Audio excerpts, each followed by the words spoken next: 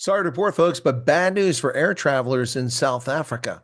On the heels of the International Air Services Council finding against FlySafair back in November of 2024, today, the 14th of January 2025, the Air Services Licensing Council, or ASLC, has also reached a decision against the airline.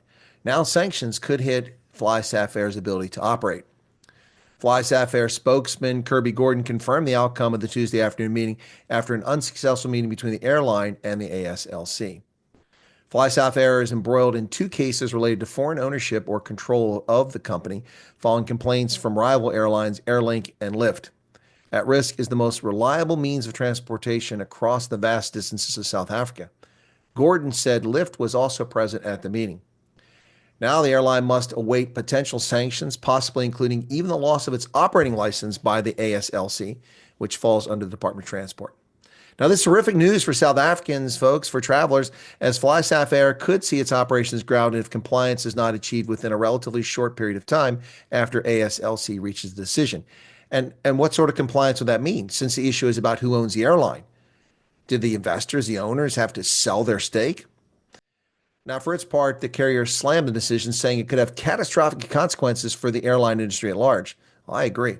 FlySafair claims the decision on its ownership structure could put as much as 87% of South Africa's domestic seat capacity at risk, because most airlines could find themselves in contravention of these local laws. I'm not sure if 87% is an accurate figure, but it certainly is alarming.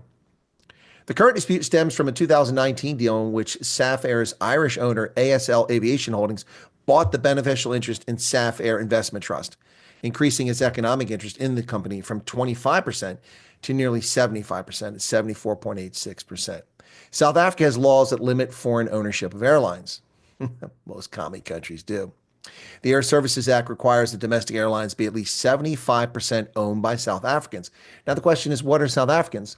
Well, in the argument, one would expect that would be a citizen of South Africa, but FlySafair has relied on a resident of South Africa to be the basis for that. The International Air Services Act requires that international airlines have substantial local ownership and active South African control. You see, protection in South Africa does not allow majority foreign ownership in airlines, regardless of their private equity status. It doesn't matter if they're not owned by the state. They deem that airlines cannot have foreign ownership, majority control.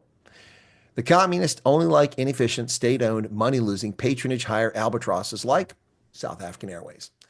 Now, Kirby Gordon said it was well understood that at least 75% of the voting rights in a domestic airline in South Africa must be held by residents of the Republic, adding that while the law references voting rights rather than ownership, the distinction has regrettably been misinterpreted in the public in most media reports.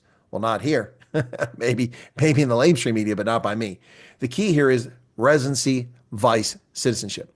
Gordon said this interpretation was also highly unique and irregular in the context of global aviation, with almost no examples of similar legislation existing in other countries around the world. 100% correct, Kirby Gordon. You're spot on.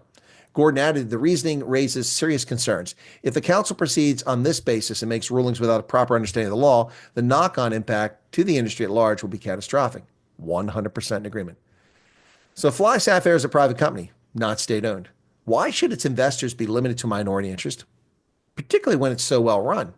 As a foreign investor, if I decide to build an airline in South Africa from scratch, say I start one at Stellenbosch and build it with 2 planes and then buy more, am I even allowed to attempt to do that? And if not, why not? Does the government of South Africa not want foreign direct investment? Does it have an aversion to jobs? So what happens next? Will the Safair Investment Trust be forced to divest? Will they pull FlySafair's operating license? If so, get ready for chaos, folks. If you search for flights in South Africa, most seats that are available are on their aircraft, not on Lyft, South African Airways, or Airlink. Will there be a fine? Well, that seems likely, but it's unlikely to be the only sanction. So what's at stake here? Well, a lot's at stake here. Your ability to get around South Africa is currently at risk as a consequence of these two decisions and the interpretation of the law by these bodies comprised of patronage hires. Surprise, surprise. What say you, South Africa? Well, you better get ready to burn a lot of petrol driving across the Karoo.